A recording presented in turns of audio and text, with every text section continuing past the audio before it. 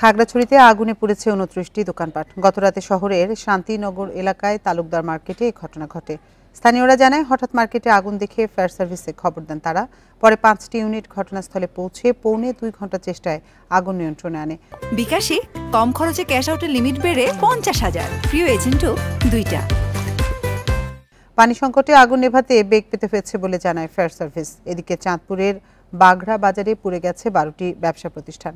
গতরাতে এই ঘটনা ঘটে। পরে ফায়ার সার্ভিসের ৪টি ইউনিট গিয়ে আগুন নেভায়।